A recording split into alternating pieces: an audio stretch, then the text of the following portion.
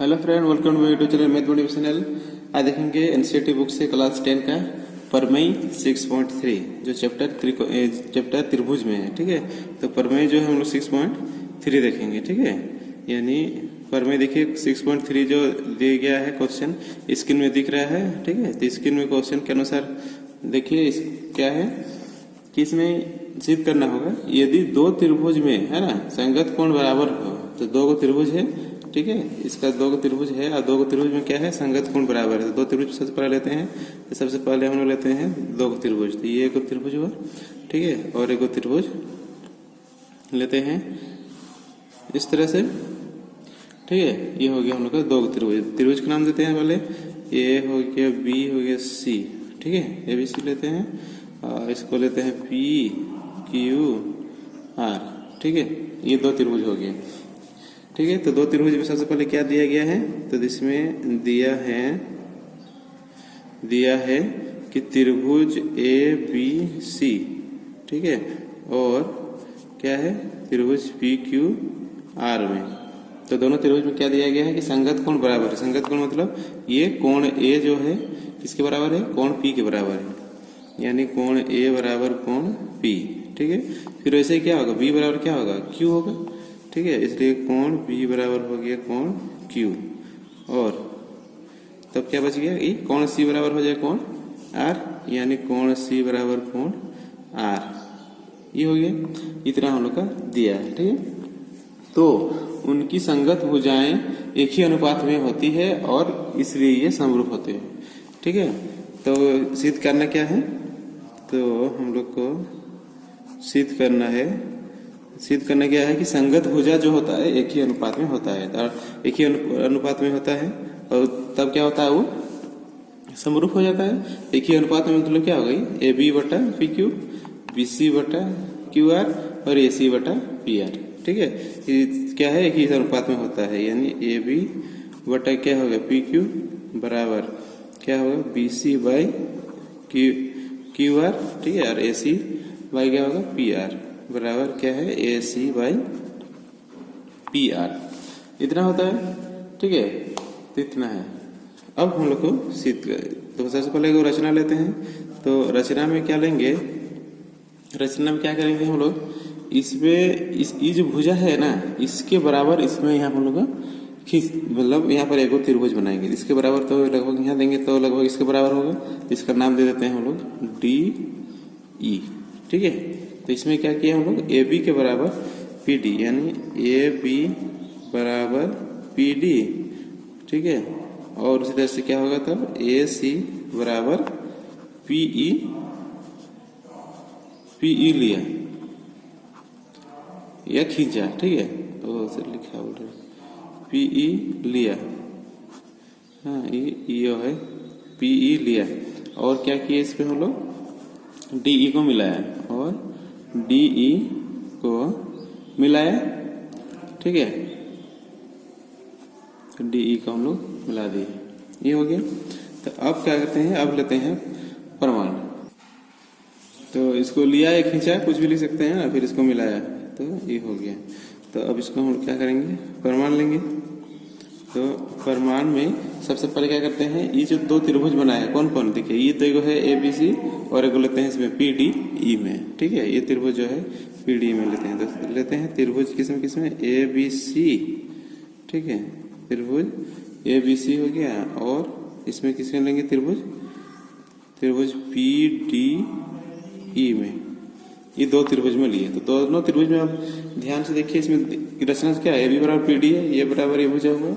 ठीक है, यानी ए बी बराबर पी डी, ये कहाँ से है, रचना से हो गया। उसके बाद देखिए दोनों में क्या है, ठीक है, दोनों में क्या है कि ये कोण ए बराबर पी है, कोण ए बराबर कोण पी दिया है क्वेश्चन में। ठीक है, इसलिए क्या है कोण ए बराबर कोण क्या हो गया पी, तो ये कहाँ से है, ये दिया है। उसके बाद फिर देखिए इस ए सी बराबर पी, ये ए सी बराबर पी। उसके बाद यहाँ है क्या कि ए सी बराबर पी ई, ये कहाँ से है, रचना से। ठीक है, तो अब इसमें क्या है देखिए भुजा कोण भुजा यानी साइड एंगल साइड, तो साइड एंगल साइड से क्या होता है, ये सर्वसम हो जाएगा। ठीक है, तब ये क्या होगा, त्रिभुज ए बी सी सर्वांगसम हो जाएगा ये क्या, त्रिभुज पी डी ई। ठीक है, सर्वांगसम हुआ तो किससे, साइड एंगल साइड से, यानी एस ए एस, यानी एस ए सर्वांगसम कसौटी से। ठीक है, यानी सर्वांगसमता कसौटी से, इससे। ठीक है, तो ये सर्वांगसम हो गया। तो हम लोग जानते हैं सर्वांगसम से क्या होता है, सभी उसका भाग बराबर होता है, मतलब संगत भुजा बराबर होता है, संगत कोण भी बराबर हो जाता है। किसमें, सर्वांगसम में। तो क्या हो जाएगा तब, ये ए बी इसके बराबर हो गया, ये एस सी पी ई के बराबर हो गया, ये तो पहले से बराबर था, रचना से होता है। साथ में क्या हो गया तब, ये बी सी बराबर डी ई भी हो गया, और ये सारा कोण, यानी कोण ए बराबर क्या होगा, कोण पी होगा, कोण बी बराबर तब इसमें क्या होगा, कोण डी होगा, और कोण सी बराबर कोण ई हो जाएगा। ठीक है, तो ये हो गया। तो इसको हम लिखते हैं, ठीक है, और लिखते हैं, या लिखने की जरूरत नहीं क्योंकि सर्वांगसम से वो सब बराबर हो जाता है, बस जितना जरूरी है हम उतना ही लिखेंगे। ठीक है, तो इसमें क्या है कि कोण बी बराबर कोण ई, कोण बी बराबर कोण डी हो जाएगा। तब ये क्या होगा कि कोण बी बराबर कोण डी, इतना हो जाएगा। ठीक है, कोण बी बराबर हम लोग क्या हो जाएगा, कोण डी होगी। कहाँ से हो जाएगा, रचना इसे सर्वांगसम कसौटी से। ठीक है, तो मतलब क्या होगा कि सर्वांगसम हो गया। ठीक, इसको इतना हो गया। ये कोण बी बराबर कोण डी है, और क्वेश्चन में क्या दिया है देखिए, कोण बी बराबर कोण क्यू है, तो यानी बी और बी बराबर होता क्या, तो कोण डी बराबर कोण क्यू होगा, हो जाएगा कोण डी बराबर कोण, तो ये तो हो जाएगा तब, चूंकि क्या होगा तब, ये कोण बी, ठीक है, बराबर क्या है, ये डी है, कोण डी है, और बराबर तब क्या होगा, किसके बराबर, क्यू के बराबर हो जाएगा। ठीक है, काहे क्योंकि यहाँ पर दिया है, क्या दिया है कि कोण बी बराबर होगा क्या, कोण क्यू के, इससे। ठीक है, तो जब ये बराबर हो गया डी बराबर क्यू, यहाँ ध्यान से देखिए, यहाँ डी बराबर इसका क्यू के बराबर हो गया, तो डी ये बराबर हो गया, मतलब ये कौन सा भाग हो जाएगा, दो, ये क्या है, दो रेखा है, इसमें तीसरी भुजा प्रतिच्छेद करता है, तो एगो बाह्य कोण एगो अंतर कोण बराबर होने से क्या कोण क्या कहलाता है, ये संगत कोण कहलाता है। ठीक है, एक ही ओर का यदि बाहर और अंदर बराबर होता है तो क्या होता है, संगत कोण होता है। ठीक है, तो इसलिए लिख देते हैं इसको, अतः अंत लिख रहे, अतः है। ठीक है, अतः ये कौन सा कोण होगा, संगत कोण होगा, तो ये संगत कोण होगा। ठीक है, तो संगत कोण होने से क्या होगा, ये कब होता है संगत कोण, जब ये दोनों समांतर होता है, इसलिए ये इसके समांतर हो जाएगा, यानी डी समांतर क्यू आर। ठीक है, तब क्या हो जाएगा, ये डी ई समांतर क्यू आर, ये समांतर हो गया। तो समांतर होने से क्या होता है, इस त्रिभुज में जब हम लेंगे समांतर होने से क्या होगा, थेल्स प्रमेय से भुजाएं अनुपातिक होता है। ठीक है, तो इसको क्या करेंगे हम लोग, तब ये भुजा अनुपातिक होगा किसका, इससे P D by D Q और A E by E R, तब क्या हो जाएगा, ये P D by D Q, ठीक है, बराबर ए ई बाई ई आर। ये कहाँ से हुआ, तब इस त्रिभुज से हुआ, त्रिभुज पी क्यू आर में कौन से नियम से, थेल्स प्रमेय के नियम से। ठीक है, यानी थेल्स प्रमेय से, इस नियम से हुआ। ठीक है, तब क्या हुआ, ये इसके बराबर हो गया।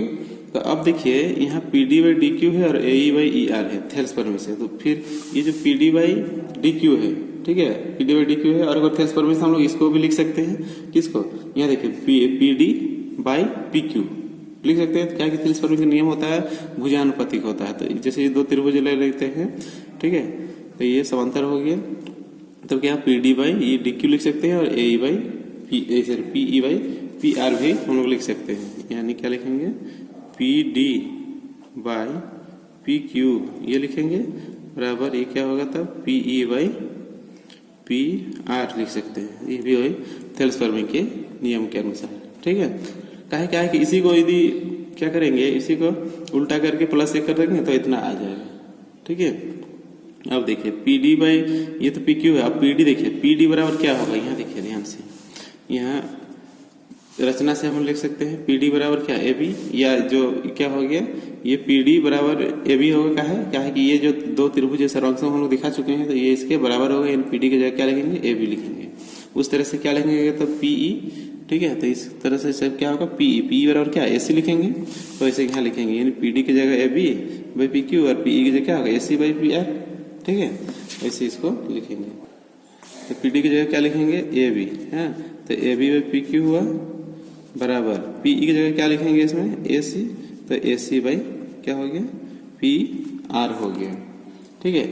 तो अब देखिए जिस तरह से AB बाई PQ बराबर AC बाई PR लाए, तो उसी प्रकार यहाँ देखिए जिस तरह से क्या लाए कि AB बाई PQ, ठीक है, बराबर AC बाई PR लाए ना, तो उस तरह से हम लोग BC बाई QR भी ला सकते हैं, ठीक है। जब हम लोग इसको क्या किए, इसको जब समांतर, इसके समांतर हम लोग ले लिए, इसको समांतर खींचे, ठीक है, या इसको मिलाए, तो ये क्या हुआ, ये दोनों भुजा एक दूसरे का अनुपातिक हो गया, हुआ ना।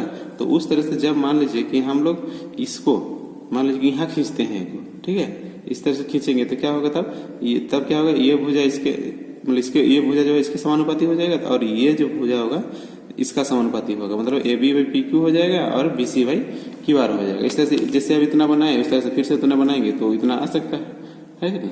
तो एक तो लाए तो बाकी उसी प्रकार लिख के इसको इतना बराबर इतना हम लोग दिखा सकते हैं, ठीक है। तो उसी को हम लोग लिख सकते हैं, इसलिए उसी प्रकार हम लोग उसको कर सकते हैं। तो ये कैसे, जैसे AB बाई PQ हो गया बराबर AC बाई PR हो गया, उस तरह से क्या कर सकते हैं हम लोग BC बाई QR भी ला सकते हैं, ठीक है। तो ये एक तरह से क्या होगा, सिद्ध हो गया। और फिर क्या होगा, ये जो भुजानुपातिक हो गया, तो भुजानुपातिक के अनुसार क्या होगा, एस एस सर्वसम्मता कसौटी क्या होगा, त्रिभुज भी समरूप हो जाएगा, ठीक है। इसलिए त्रिभुज कौन कौन, ABC समरूप त्रिभुज क्या होगा PQR, किससे एस भुजानुपातिक हुआ, साइड समरूपता कसौटी से, ठीक है, इसलिए समरूप हो गया। ये क्या होगा, समरूपता कसौटी से तभी भी समरूप हो जाएगा। तो यही हम लोग को सिद्ध करना था, कौन बोला, ये वाला, ठीक है। ये हो गया प्रूव्ड। और साथ में क्वेश्चन में क्या था कि भुजाएं अनुपातिक होगा, इसलिए क्या होगा, तब उसके अनुसार ये त्रिभुज भी समरूप हो जाएगा। तो इसके अनुसार ये त्रिभुज समरूप हो गया, तो ये हो गया प्रूव्ड।